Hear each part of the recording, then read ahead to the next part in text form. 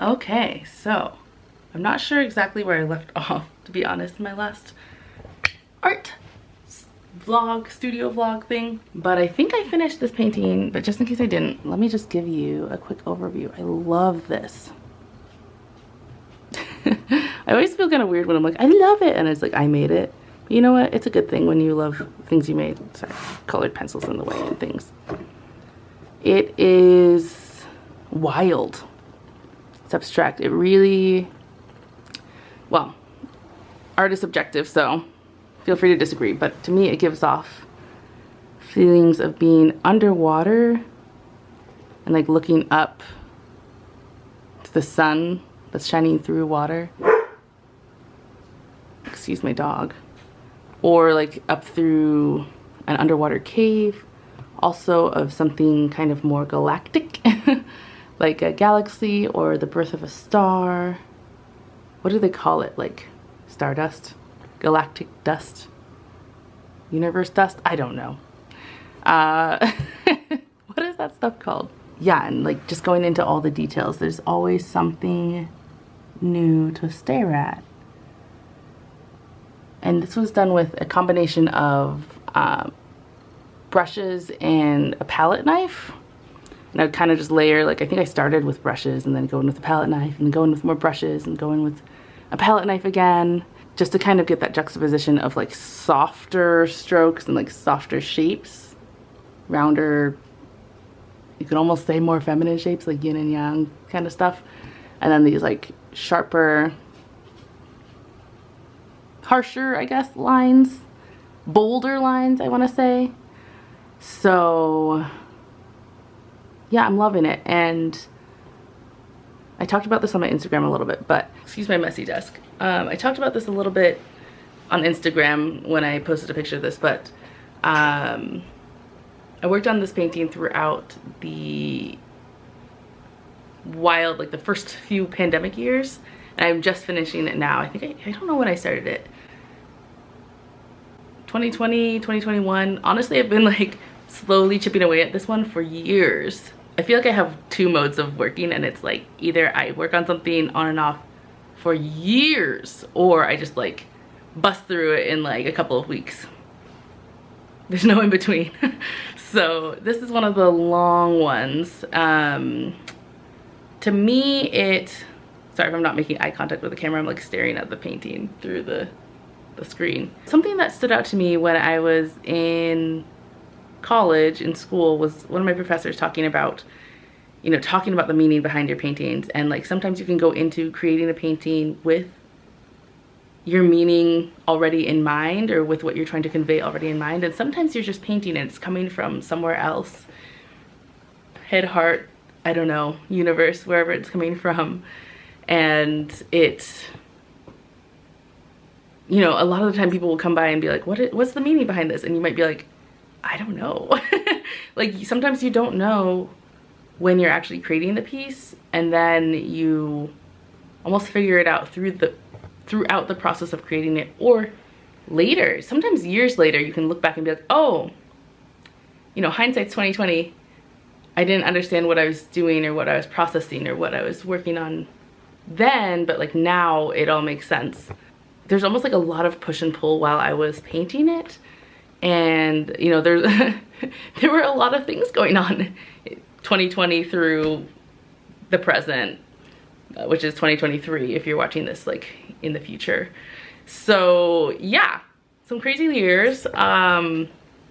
And I was processing all of that, and you know, like it was crazy. Things were like wild on a global scale, also on a personal scale for a lot of people. I'm no exception. So processing all of that while painting, I think that might be kind of what made it so stop and go. And I really struggled with this one of like being like, do I like it? Do I not? What do I paint over? Like, do I cover an element? Do I leave it?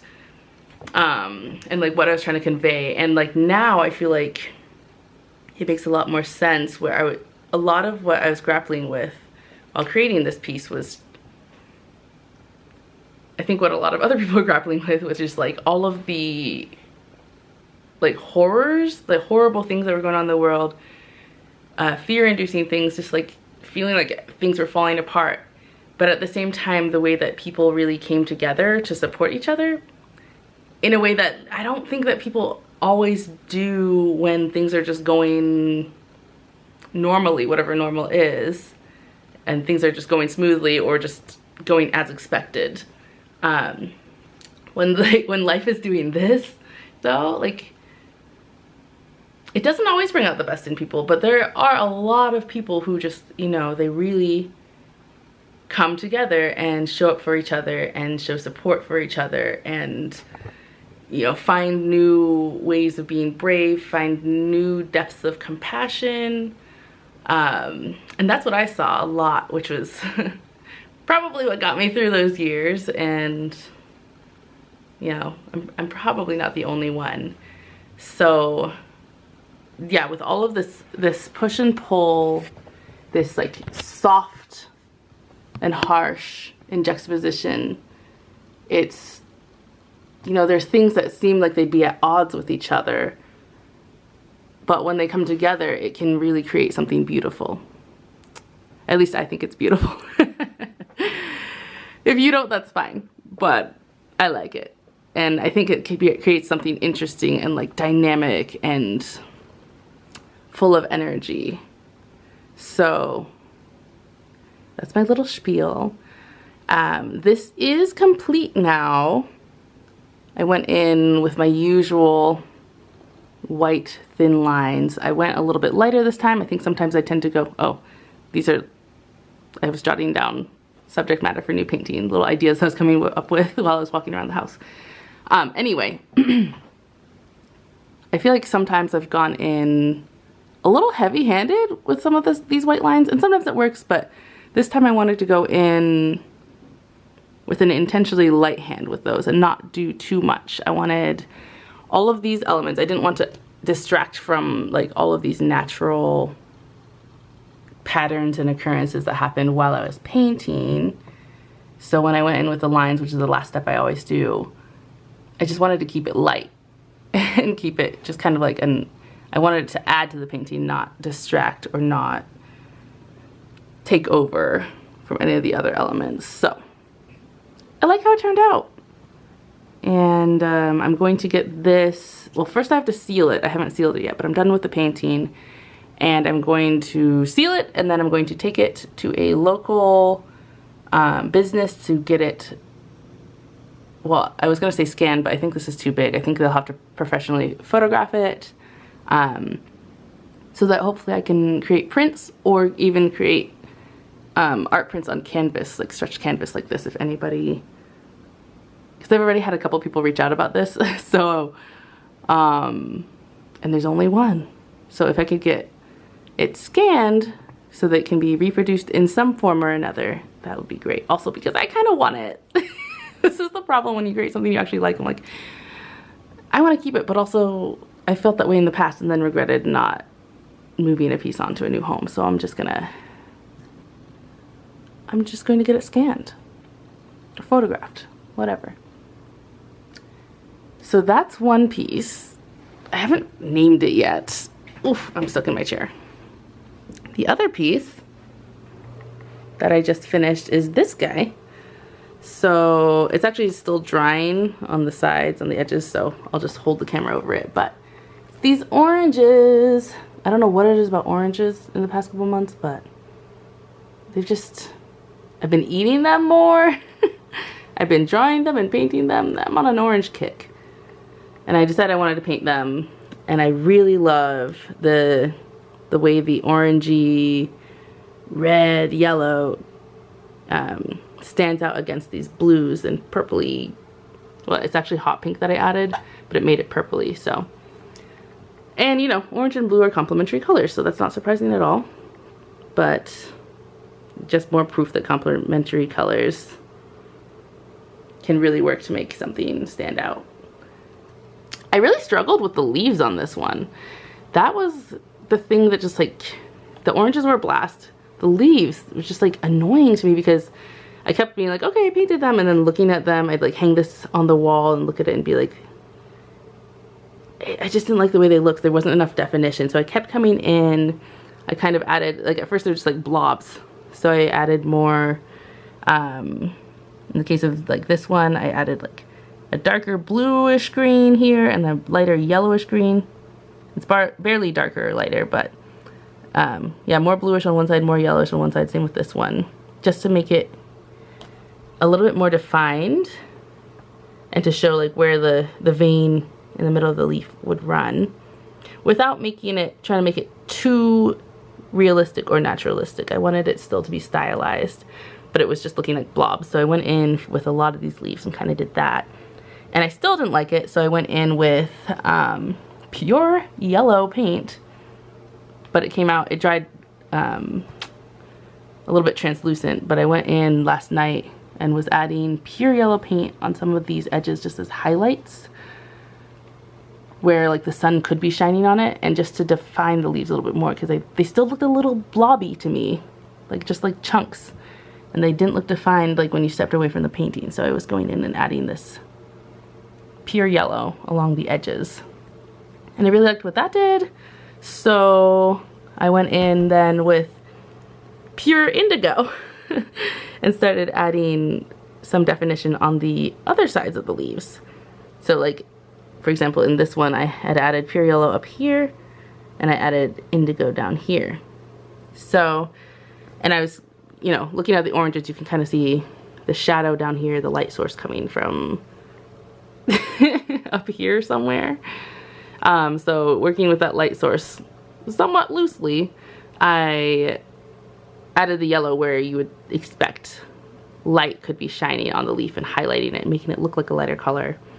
And then the indigo kind of where the shadows might be, where the leaf might appear to be darker.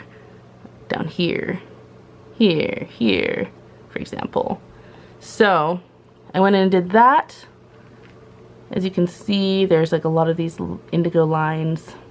At first I was afraid they'd be way too harsh, but I think because this painting is so stylized, it actually added to it. At least I hope so. I think it looks better than it did.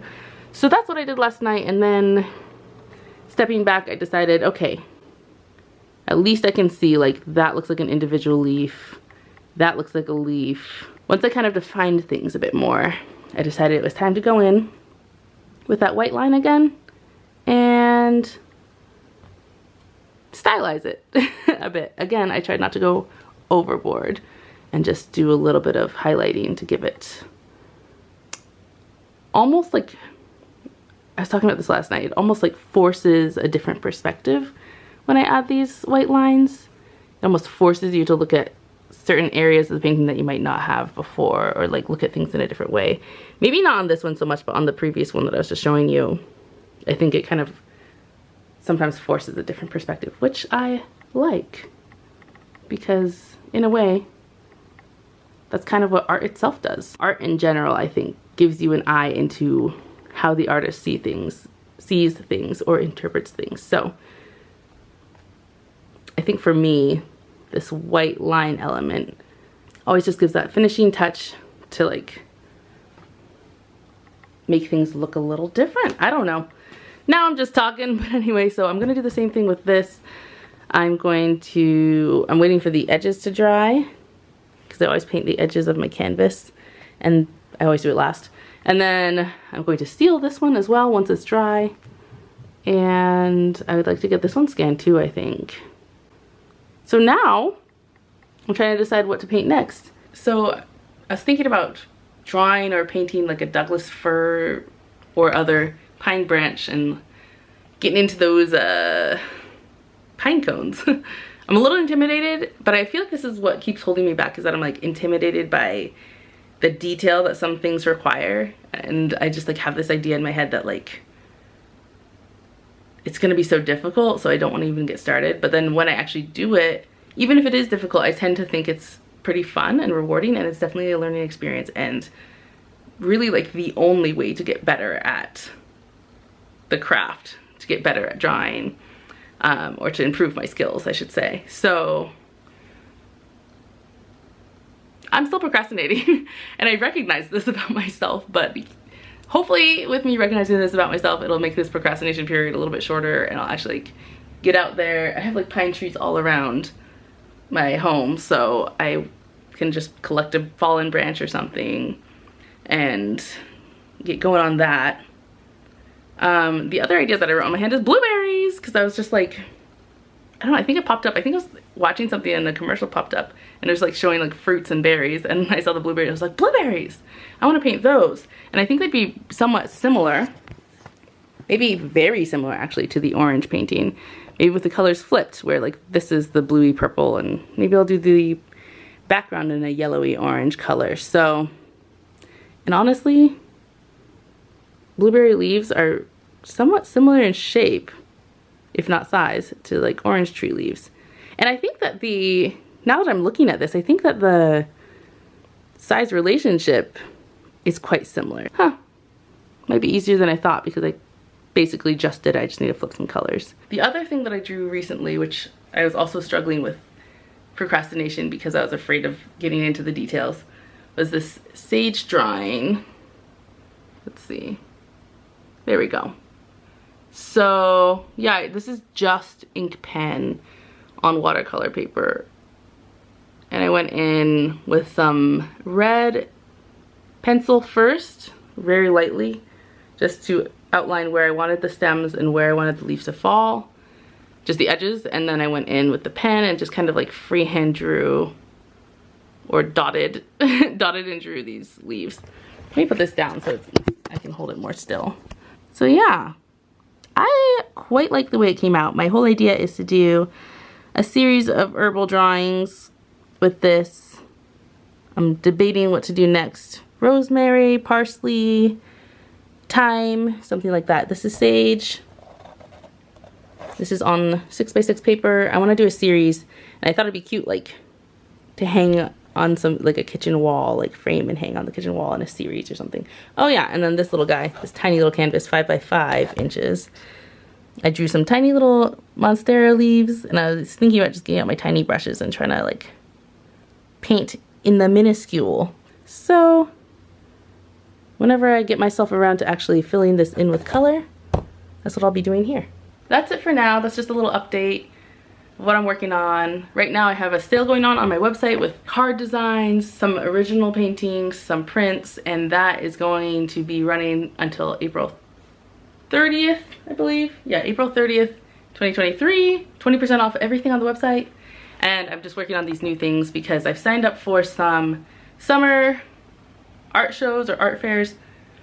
Fingers crossed that I get into any of them, or some of them, or all of them really. I would love to. I've never done an art fair before, but that's what I would really like to do.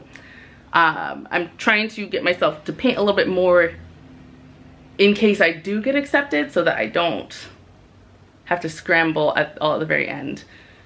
And it's not going to be a bad thing to have more paintings, because I'll just keep applying to art fairs and trying to get like a show or something. So that's what I'm working on now. I hope this was fun for whoever made it to the end here. And I hope that you enjoyed just looking at some different artwork and chatting through the process. And let me know if you liked this. I don't think I've ever done a video like this where I just like showed what I was working on or what I had recently finished and like what I was thinking when I did it and all that. So if this was enjoyable, please let me know. Leave me a comment or something. Give the video a thumbs up if you enjoyed it. Subscribe if you enjoyed it. But that's all for now. So I am either going to continue procrastinating or I'm going to actually start a painting. One or the other, I'm not sure yet. All right, well, I'll see you next time and have a wonderful day. Bye.